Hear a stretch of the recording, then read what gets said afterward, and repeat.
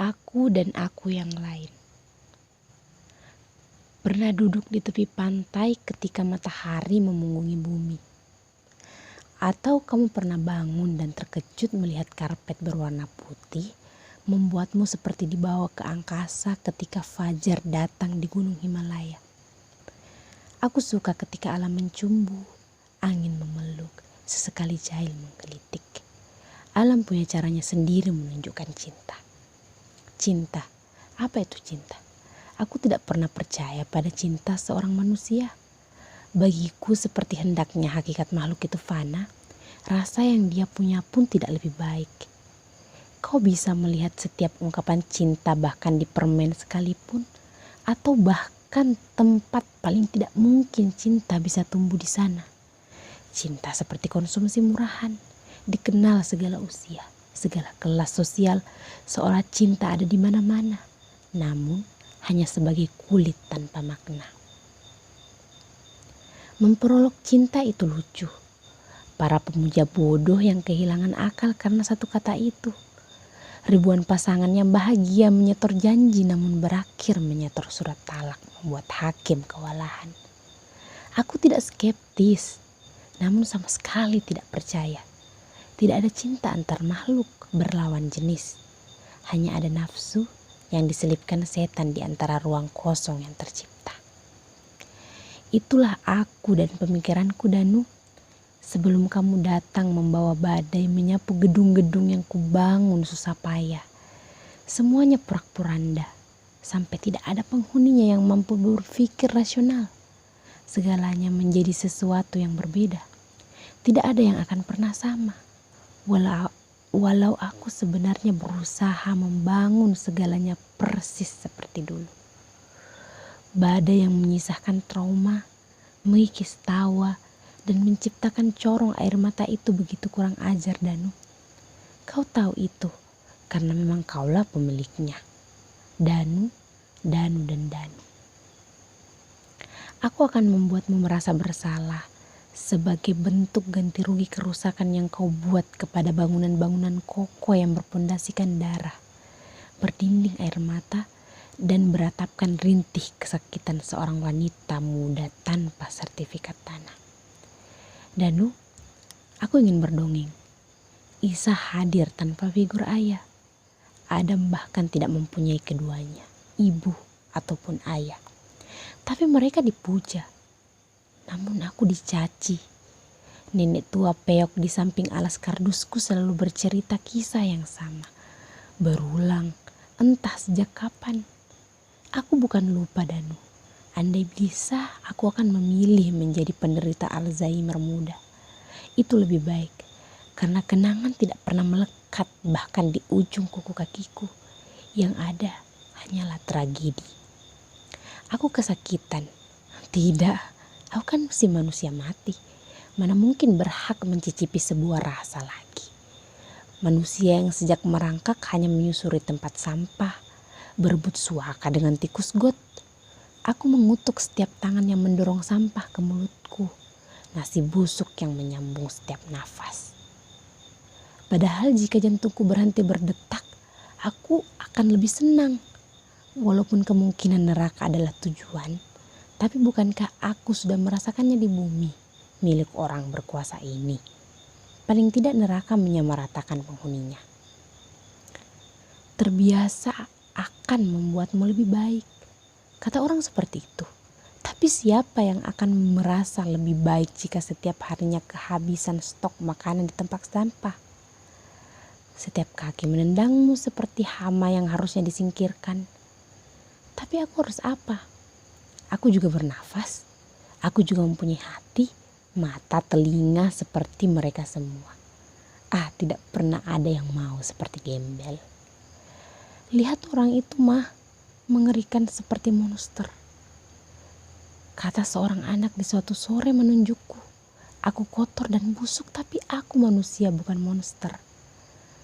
Namun anehnya, setelah itu kaca-kaca gedung bertingkat itu, air hitam digorong-gorong dan bahkan setiap mata orang yang menatapku. Ada pantulan monster di sana. Dia begitu mengerikan sampai aku takut menatapnya. Menunduk, menunduk dan menunduk. Tidak, jangan menatap apapun. Bahkan besi itu merefleksikan monster menakutkan. Aku berteriak, meminta tolong, merintih sampai hanya ada hembusan dari mulutku. Aku panik sampai tidak ada bunyi lagi dan tidak ada yang peduli juga. Aku lelah. Monster itu seolah terus mengikutiku. Aku berlari sampai kakiku lepuh, merangkak sampai lututku retak, dan mengesot sampai celanaku sobek. Aku harus menyingkirkan monster itu, Danu. Dia tidak boleh menakuti anak kecil yang manis itu lagi, bukan? Jadi kutabrakkan dia ke sebuah mobil. Tapi dia juga menarikku. Aku terpental, namun mungkin inilah akhirnya. Setidaknya besok tikus got itu tidak memiliki saingan lagi. Tapi ada yang aneh ketika aku membuka mata. Aku sudah berada di tengah surga. Kasur empuk, bantal lembut, dan makanan berbau harum. Bahkan seorang malaikat membelai wajahku, Danu. Wajahku yang dulu diludahi ini, yang dulu ditendang namun sekarang diusap. Aku bisa menabrakkan diriku 1000 kali untuk kehangatan itu. Surga itu ternyata berlangsung lama. Dia ingin aku panggil ibu, katanya. Bidadari adalah ibuku. Tuhan pasti sedang mengerjaiku. Namun itulah nyatanya. Aku ada di surga dan surga hanya menampilkan keindahan saja. Mulai sekarang kamu anak ibu, namamu Arum, kata bidadari itu. Monster itu sudah pergi, ibu. Aku masih panik. Bagaimana kalau makhluk mengerikan itu mengganggu ibu bidadariku? Tidak ada monster, Arum, hanya ada kamu dan ibu. Dia memelukku, hangat.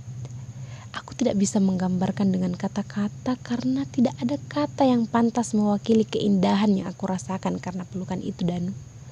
Untuk pertama kalinya aku merasa hidup. Itu dongeng yang ingin ku ceritakan, dongengku sendiri. Dongeng yang selalu identik dengan happy ending. Aku sempat berpikir mengakhiri ceritaku dengan kalimat happily ever after. Tapi ternyata dongeng masih berlanjut. Belum usai seperti kepercayaan diriku mengklaim Tuhan memberiku adil. Nyatanya kamu datang bahkan sebelum si pembaca sempat menutup bukunya. Menambah cerita di balik sampul dongeng yang harusnya sudah terbungkus dan terjual di toko buku.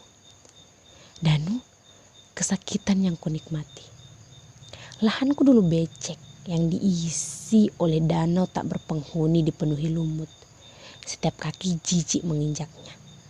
Bahkan melihatnya pun enggan. Kamu tahu bagaimana aku mengubah itu menjadi kota modern yang menjadi primadona bagi para turis yang ingin melihat dolar menjadi pesawat. Kemudian menerbangkannya di antara gedung pencakar langit. Aku berhasil, Danu. Namun terlalu labil untuk mempertahankan sebuah prinsip. Cinta yang kuanggap murahan itu menghinggapiku. Seperti setiap barang murah yang selalu menarik perhatian, aku terjebak. Terjebak di antara runtuhan kota yang kubangun sendiri. Namun pada akhirnya aku mengundang badai untuk menghancurkannya. Bu, aku hamil. Hanya 3 kata. Akhirnya aku menemukan kesamaanku dengan Adam. Kami berdua adalah makhluk yang diusir dari surga, terpisah dari belahan jiwa dan hidup di alam anta berantah. Pagi itu aku melihat amarah seorang bidadari. Dia menamparku, tapi aku terbiasa ditendang. Bagaimana mungkin telapak tangan bisa menyakiti fisikku? Hanya saja dia menangis, Danu. Bidadari itu menangis. Dia tidak mau kusentuh. Bukan karena melihatku sebagai hama yang harusnya diberantas, tapi sebagai ibu yang dikecewakan anaknya. Aku tidak pernah merasa sehancur hari itu. Bahkan untuk ukuran orang yang menjadikan tempat sampah sebagai kantin, kardus sebagai kasur, dan tangan sebagai bantal. Untuk ukuran orang yang tidak pernah melihat wajah orang tuanya, tidak punya nama, hidup tapi lebih mirip mayat. Rasa sakit harusnya bukanlah hal yang akan bisa kurasakan lagi. Tapi ternyata tidak. Seperti biasa aku terlalu percaya diri. Orang-orang mungkin akan kesal, mengatakan aku tidak tahu diri dan tidak tahu terima kasih. Membayar orang yang memberikanku kehidupan dengan aib. Aku salah, tapi tidak seorang diri. Wanita dalam kasus sepertiku akan mendapatkan sanksi sosial yang sangat parah, Danu. Tidak sepertimu. Dunia milik orang berkuasa, bukan? Dan budaya patriarki terlalu melekat di masyarakat kita. Dulu kamu bilang aku cantik. Kamu menatapku dengan penuh cinta. Ingat? Kupikir tidak. Karena beberapa bulan yang lalu aku mendapatkan sorot yang paling aku benci dalam hidupku, Danu. Jenis tatap yang dulu selalu kudapatkan dari semua orang. Tatapan jijik, hina dan mual. Aku tidak mungkin sama kamu, Arum. Kamu janji, Danu. Kamu bilang akan bertanggung jawab. Oke, aku kenal beberapa teman yang bisa membantu kita. Yang jelas jangan membocorkan hal ini pada siapapun. Aku tidak pernah tahu kamu bisa sedingin itu padaku. Namun ternyata hanya permulaan. Karena selanjutnya kamu tidak pernah memperkenalkan temanmu itu. Bagaimana mungkin bisa?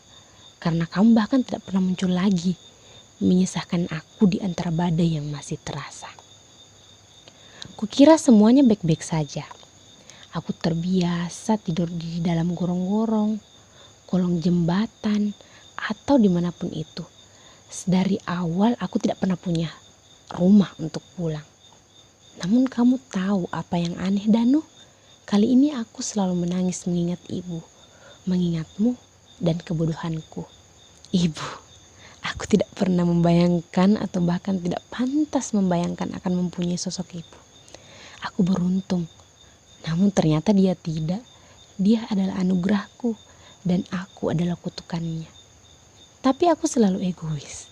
Karena bersyukur paling tidak dalam waktu yang singkat itu aku pernah mencicipi kebahagiaan dari seorang ibu.